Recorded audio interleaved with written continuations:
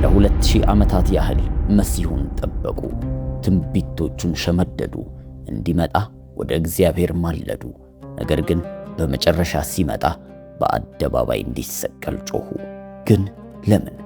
ለ1000 ዓመታት ሲጸልዩለት የነበረው ያድናቸው የመጣው ሕዝብ በዘውድ ፈንታ ለምን መስቀልን መረጠ? የዕውራኖቹን ዓይን ሲያበራ፣ ሙታንን ሲያስነሳ፣ በየጎዳናው ሲመላለስ፣ የመሲህነቱ ምልክቶችን ሁሉ በኢየሩሳሌም አቧራ ላይ በፊታቸው ቆሞ ሲያደርግ ነበረ። ሆኖም ግን የንጉሥነት ዘውድ ሳይሆን የሞት መስቀልን ጠየቁ። እዚህ ጋር ነው ታሪክ ሊቀብረው የሚሞክረው እንቆቅልሽ ያለው። የአይሁድ ብሔር በአብዛኛው ፊቱን ሲያዞር፣ ከሮማ ግዛት ማዕዛናት የመጡ ስፍር ቁጥር የሌላቸው አሕዛብ ግን እንደ አዳኝ ተቀበሉት። ዛሬ በእምነት ታሪክ ውስጥ ካሉት ጥልቁ ምስጢራት በስተጀርባ ያሉትን 6 ስውር ታሪካዊና ስለ መለኮታዊ ምክንያቶችን እንመረምራለን። የአይሁድ ሕዝብ ኢየሱስን ለምን እንዳልተቀበሉት የምንረዳበት አስገራሚ የሆኑ እውነታዎችን በዚህ ቪዲዮ ላይ እንመለከታለን። ታዲያ እንደተለመደው ይህ ቻናል መጽሐፍ ቅዱሳዊ እውነቶችን ከታሪክ ጋር በማስተሳሰር እውነቱን ቁልጭ የሚያደርግላችሁ ኢፒክ ባይብል አማርኛዎችንና አሁኑኑ ሰብስክራይብ በማድረግ እንደዚህ አይነቱ ጠቃሚና ሕይወታችሁን የሚለውጥ እውነቶችን እንድታገኙ ከስር የሚለቀቁት ወደ እናንተ እንዲደርስ ቤተሰብ መሆኑትን እንዳይዘነጉ። ቀጥታ ወደ ምክንያቶቹ እንሄድ። የአይሁድ ሕዝብ ኢየሱስን ለምን እንዳልተቀበሉት ለመረዳት መጀመሪያ በከፍተኛ ጉጉት ምን ይጠብቁ እንደነበር መረዳት አለብን። ይህ ዝም ብሎ የሃይማኖት ምርጫ ሳይሆን የብሔራዊ ሕልውና ጉዳይ ነበረ። ታሪኩ የሚጀምረው ከአብርሃም ነው። እግዚአብሔር ለእርሱ አስገራሚ ተስፋ ሰጠው።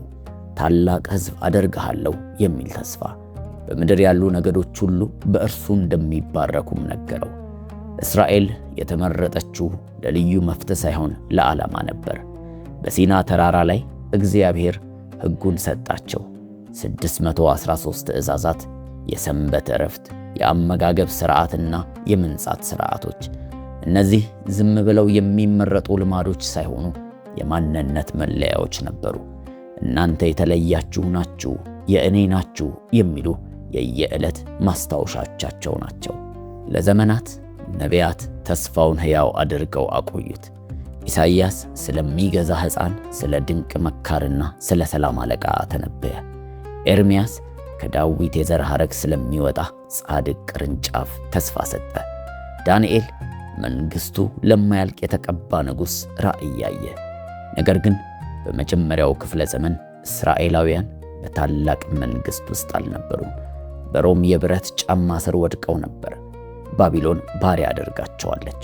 ግሪክ አዋርዳቸዋለች።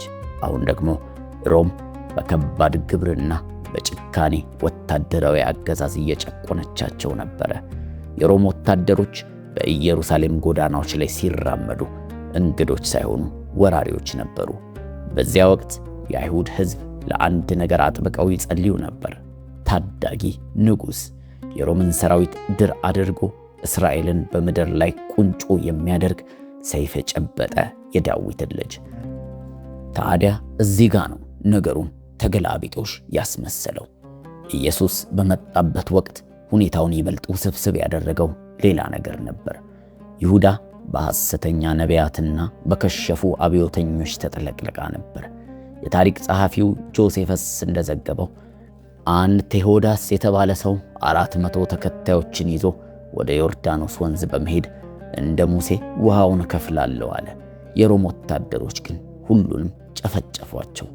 ግብፃዊ የተባለ ደግሞ ሌላ ሰው 4000 ሰዎችን ወደ ደብረ ዘይት ተራራ በመውሰድ በቃሌ የኢየሩሳሌምን ቅጥር አፈርሳለሁ ሲል ቃል ገባ።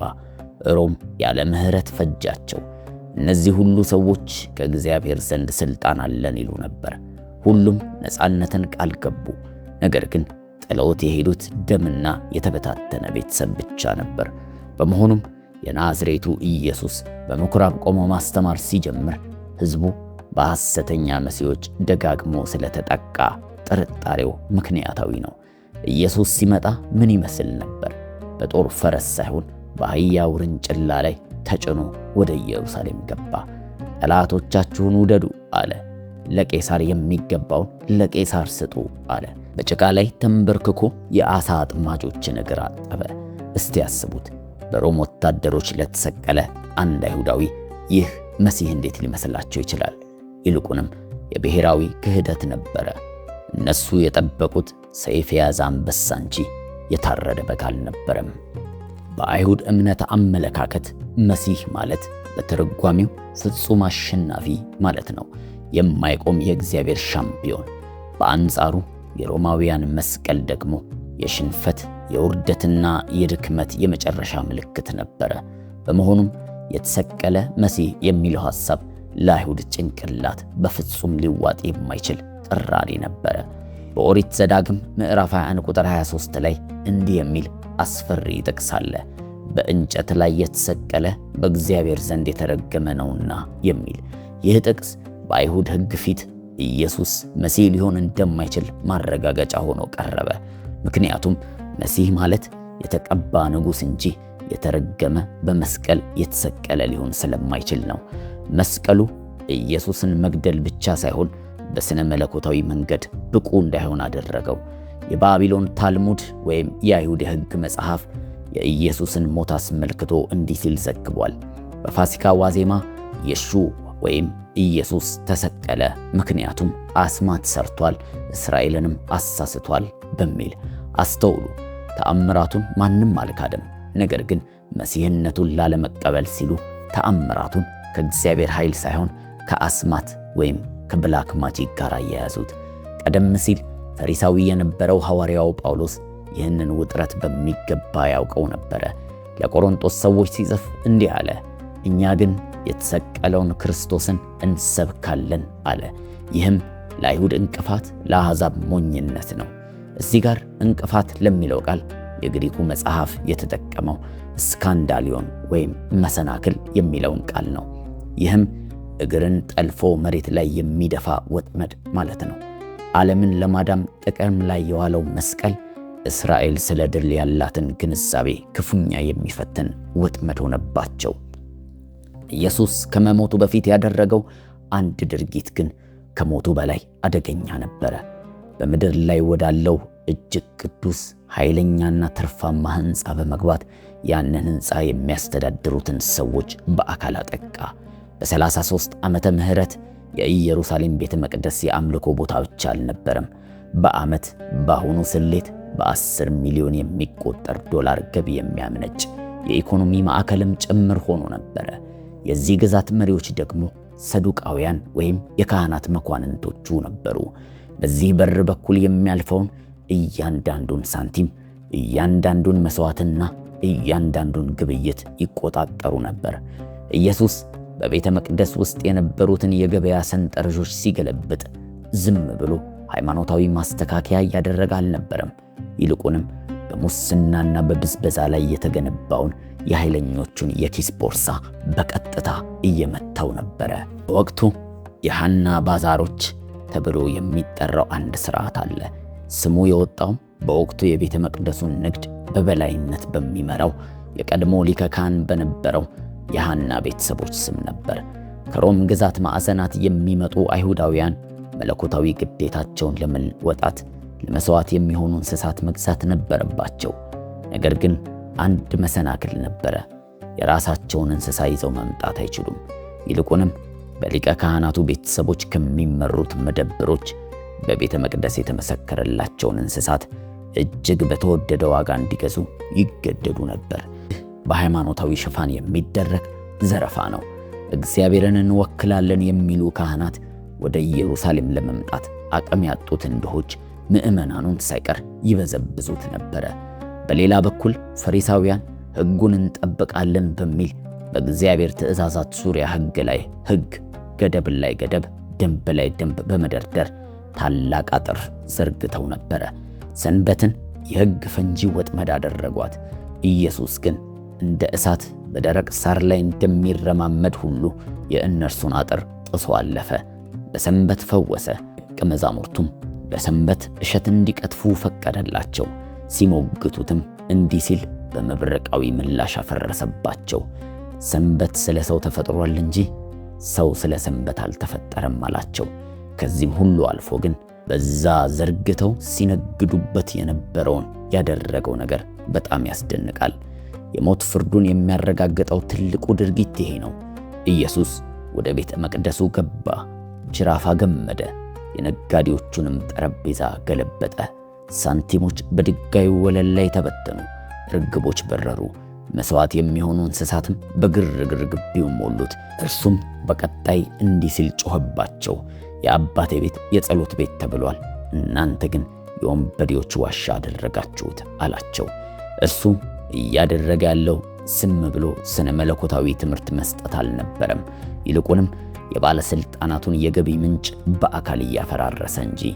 ነገር ግን እዚያ ላይ አላቆመም። እንዲህ የሚል እጅግ ድፍረት የተሞላበት ንግግር ተናገረ። ይህንን ቤተ መቅደስ አፍርሱት፣ በ3 ቀንም አነሳዋለሁ አለ። ይህ ማለት የእነርሱን ቅዱስ የመሥዋዕት ሥርዓት ጊዜው አልፎበታል ማለቱ ነበር። አካሉ አዲስ ቤተ መቅደስ እንደሆነ አወጀ። እግዚአብሔር ከሰው ልጅ ጋር የሚገናኝበት ስፍራ በኢየሩሳሌም የሚገኝ ሕንፃ ሳይሆን ከናዝሬት የወጣው አናጺ እንደሆነ ገለጸላቸው። ትልቁና የመጨረሻው ድፍረት ንግግሩ ደግሞ በባለሥልጣናቱ ፊት ቆሞ አብርሃም ሳይወለድ እኔ ነኝ ማለቱ ነበረ። እግዚአብሔር በሲና ተራራ ቁጥቋጦ ውስጥ ለሙሴ የገለጸውን የራሱን ስም በርሱ ላይ አደረገው። መሪዎቹ ወዲያውኑ ሊወግሩት ድንጋይ አነሱ። ለእነርሱ ይህ ሊታሰብ የማይችል ታላቅ ስድብ ነበረ። ይህ በእግዚአብሔር ስም የሚናገር ነቢይ ሳይሆን ራሱን እግዚአብሔር ነኝ ብሎ የሚጠራ ሆነባቸው። ሊቀ ካህናቱ ቀያፋም እንዲህ ሲል ቀዝቃዛ የፖለቲካ ስሌትን አሰላ። ሕዝቡ ሁሉ ከሚጠፋ አንድ ሰው ስለ ሕዝቡ ቢሞት ይሻላል አለ። በእርሱ አእምሮ ኢየሱስን መግደል ነፍሰ ገዳይነት ሳይሆን ለብሔራዊ ደህንነት ሲባል የተወሰደ አስገዳጅ እርምጃ ነበረ። ይህ እንቅስቃሴ ቢስፋፋ ሮም እንደ አመፅ ትቆጥረዋለች። የሮም ምላሽ ደግሞ ሁልጊዜ አንድ አይነት ነው፣ ሰቅሎ መግደልና ከተማን ማጥፋት ነበር። ቀያፋ ስጋቱን በማስወገድ ብሔሩን የታደገ መሰለው። ኢየሱስን የገደሉት ቤተ መቅደሱን ለመጠበቅና ከሮም ጋር ያላቸውን ሰላም ለማስቀጠል ነበረ። ነገር ግን ለ37 ዓመታት በኋላ ሮም ቤተ መቅደሱን አመድ አደረገችው፣ ብሔሩንም ጨፈጨፈችው። መሪዎቹ ግዛታቸውን ለመጠበቅ ሲሉ መሲሁን ገደሉት። ነገር ግን ሊጠብቁት የሞከሩት ነገር ሁሉ ጠፋ። ሊቀ ካህናቱን በግዛታቸው ላይ ስለመረጡ ከመፍረዳችን በፊት እኛስ ዛሬ በእግዚአብሔር ፊት የምንከላከልለት የተመቸ ግዛት ይኖር ይሆን ብለን ልንጠይቅ ይገባል። ምን አይነት ሃይማኖታዊ ልማድ፣ ምን አይነት የገንዘብ ዋስትና ወይም ምን አይነት ድብቅ ልማድ ነው ለኢየሱስ አሳልፈን ለመስጠት ዋጋው ስለሚበዛብን አጥብቀን የያዝነው? ቀያፋ እውነትን ትቶ ቤተ መቅደሱን ስለመረጠ እንወቅሰዋለን። እኛስ በየቀኑ ያንኑ እያደረግን ይሆን ብለን ግን ራሳችንን መጠየቅ ይገባናል። በ90 ዓመተ ምህረት አካባቢ የአይሁድ ባለሥልጣናት አንድ ወሳኝ እርምጃ ወሰዱ። በየምኩራቡ በሚጸለየው አሚዳ በተሰኘው የጸሎት ሥርዓት ላይ 12ኛውን የምርቃን ክፍል ጨመሩ። ይህ ክፍል በኢየሱስ የሚያምኑ አይሁዳውያንን ወይም ናዝራውያንን ከምኩራብ አምልኮ በይፋ ለማግለል ታስቦ የተዘጋጀ ነበረ። ማንኛውም በኢየሱስ የሚያምን አይሁዳዊ ይህንን ጸሎት ሲያደርግ ራሱን እንዲረግም ይገደድ ነበረ። በአይሁድ እምነትና በክርስትና መካከል ያለው መለያየት በሰላም የተደረገ ፍቺ አልነበረም። ይልቁንም በይፋ የተደረገ የሃይማኖት መገለል ነበር። በዚያው ትውልድ ውስጥ ሁለቱ እምነቶች በኃይልና በቋሚነት ተለያዩ። ለ2000 ዓመታት ያህል የአይሁድና የክርስቲያን ምሁራን አንድ አይነት ጥቅስ እያነበቡ ፍጹም ተቃራኒ መደምደሚያ ላይ ሲደርሱ ቆይተዋል።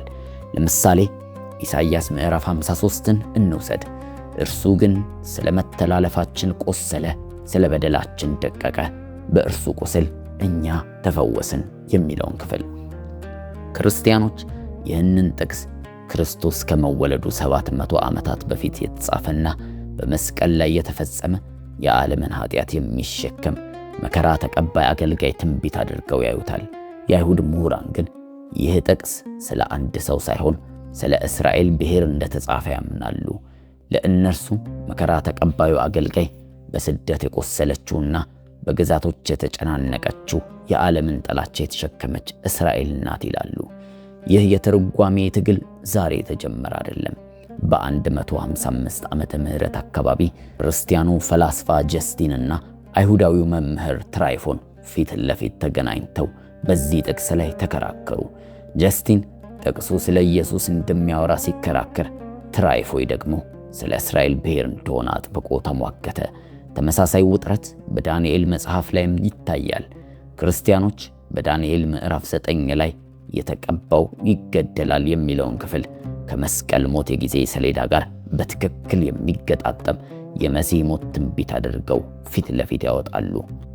አይሁዳውያን ምሁራኖቹ ግን ያንኑ ትንቢት ራእይ ሲያነቡ የሚያዩት የሁለተኛውን ክፍለ ዘመን ከክርስቶስ ልደት በፊት የመቃባውያንን ዘመን እሱ ነው እያሉ መከራከሪያ ያደረጉ። በታላቁ አንቲአከስ ኤጲፋኒየስ የቤተ መቅደሱን መርከስና ምድሪቱን ስላደማው ጦርነት ነው ያው ቅዱስ ቃል ነው እያሉ ይናገራሉ። ግን የተለያየ መነጽርና ፍጹም የተለያየ መደምደሚያ ቃሉን የጻፈውን ጌታ ለመቃወም ራሱን ኦሪትን ተጠቀሙበት። የጠበቁት ቅዱስ ቃል በመካከላቸው የቆመውን ባለቤት እንዳያዩት ግድግዳ ሆናቸው። ከትንቢት ትርጓሜ ባለፈ የአይሁድን እምነት መሠረት የሚነቀንቅ ሌላ ጥልቀት ያለው ስነ መለኮታዊ ግን እንቅፋት አጋጠማቸው። እስራኤል ሆይ ስማ፣ አምላካችን እግዚአብሔር አንድ እግዚአብሔር ነው የሚለው ቃል፣ ይህ ሺማ የሚለው ወይም ሼማ የሚለው ቃል ጸሎት ብቻ ሳይሆን የአይሁድ አንድ አምላክነት የሚታወጅበት የማዕዘን ድንጋይ ነው። በጥንታዊ አይሁድ አስተሳሰብ መሲሁ መለኮት ይሆናል ተብሎ በፍጹም አይጠበቅም ነበረ። የሚጠበቀው ሥጋዊ የዳዊት ዘር በእግዚአብሔር የተቀባ ንጉሥ፣ ተዋጊ ወይም ነቢይ እንጂ ራሱ እግዚአብሔር በሥጋ ይገለጣል ተብሎ አልነበረም።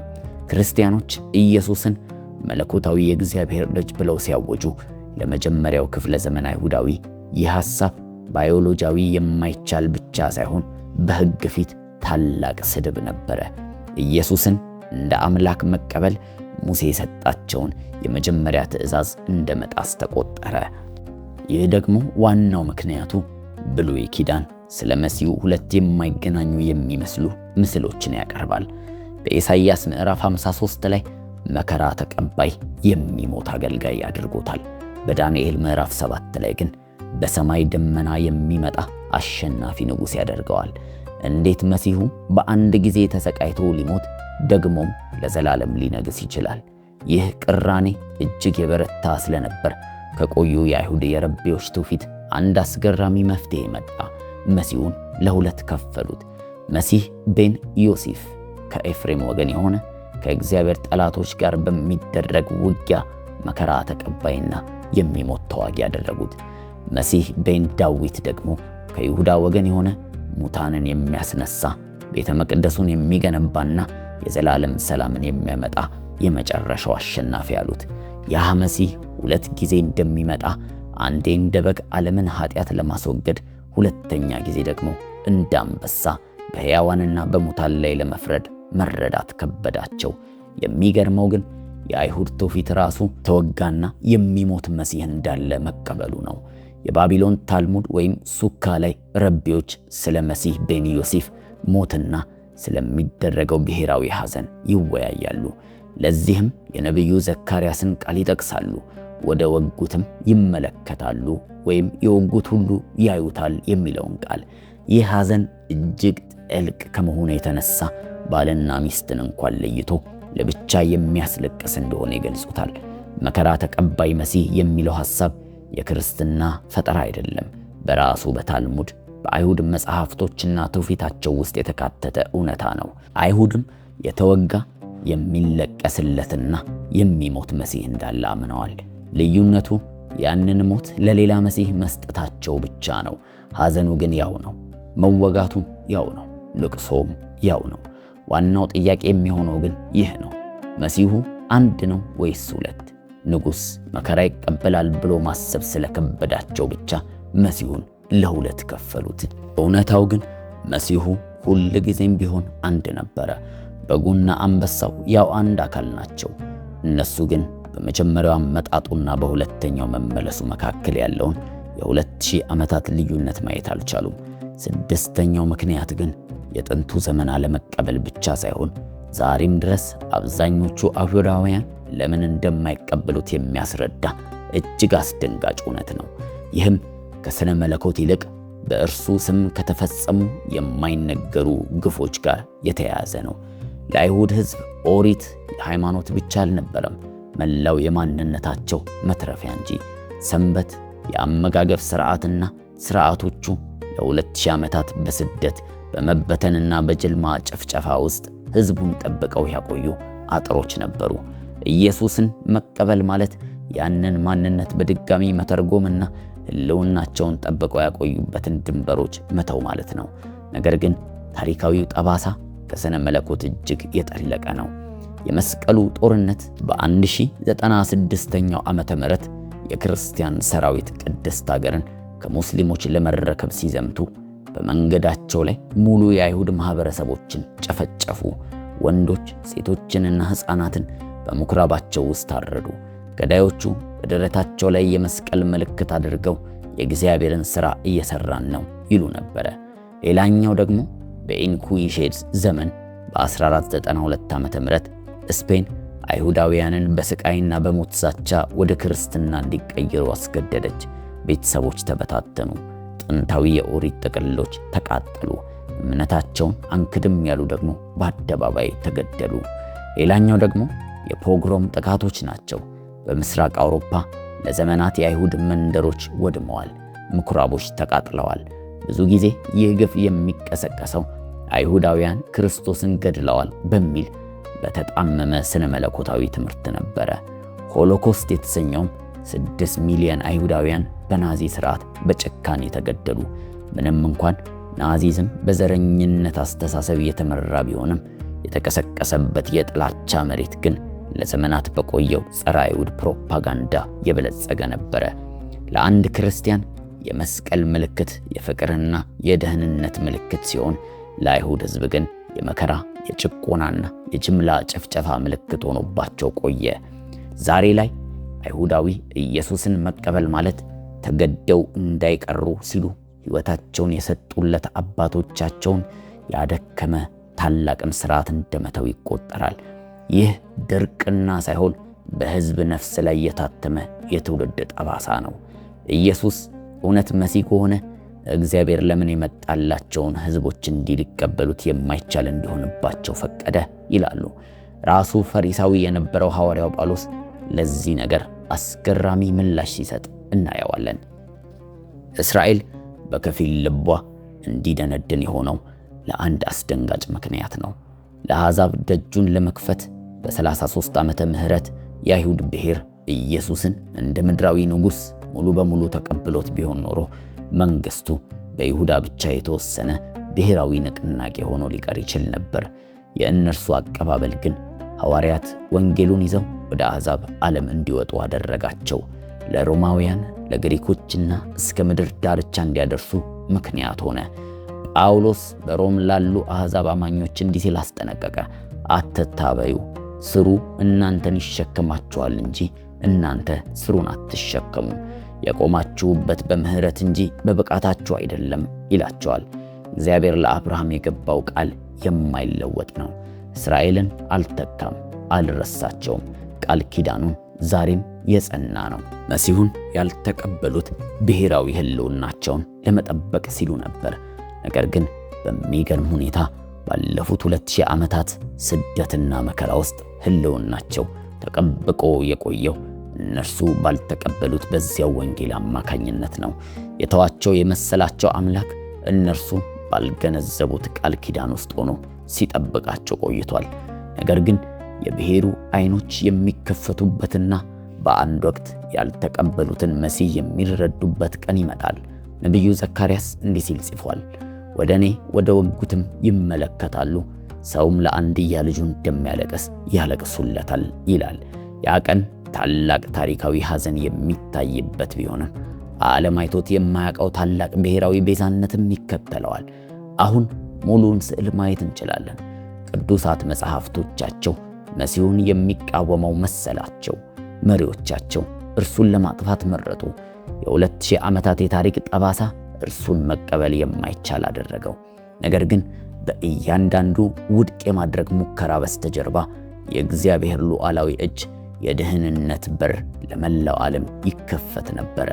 በታማኝነት ራሳችንን ብንፈትሽ ያው ተመሳሳይ ባህሪ በሁላችንም ውስጥ አለ።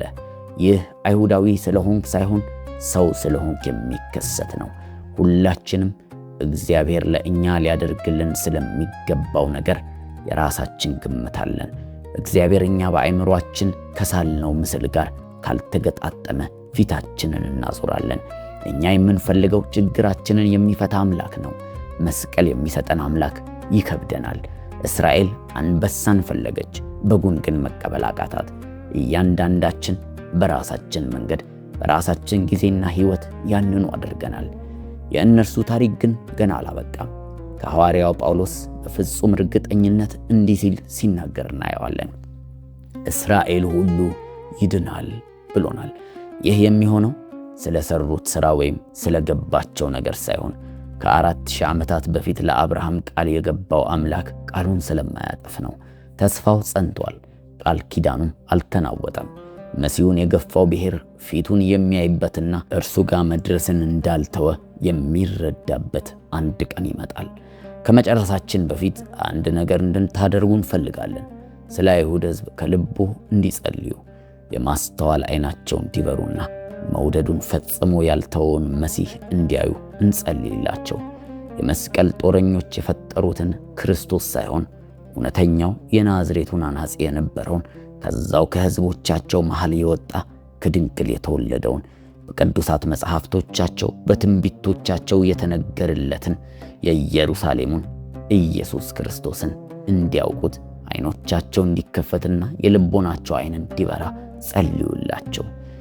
በእርግጥም እንዲህ አይነቱን መልእክት ከኢፒክ ባይብል አማርኛ ብቻ እንደሚያገኙት አንጠራጠርም። በዚህ መልእክት ላይ ብዙ ታሪካዊና መጽሐፍ ቅዱሳዊ እውነቶችን ትማራላችሁ። ለምን ብላችሁ አስባችሁ የምታውቁትን ጥያቄዎች ሁሉ በዚሁ አሁን በአስተያየት መስጫ ሳጥን ውስጥ አስቀምጡልን። እኛም በዛ ዙሪያ ሰርተን ወደ እናንተ እናቀርብላችኋለን። እስከዛው ግን የኢፒክ ባይብል አማርኛ ቤተሰብ መሆኑን ይቀጥሉ። መልካም ጊዜ። ይህንን መልእክት ለ10 ሰው ለ15 ሰው ሼር በማድረግ ላይክ እያደረጋችሁት እንድትወጡ እናሳስባችኋለን።